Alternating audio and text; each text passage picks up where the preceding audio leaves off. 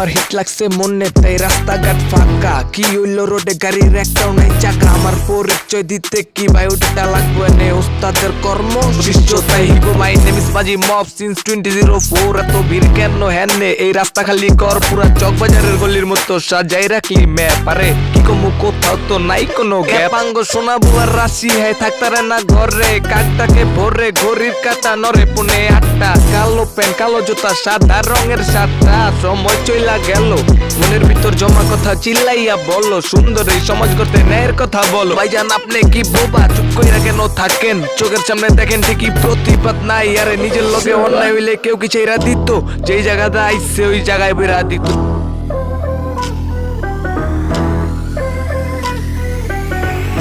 ভাইজান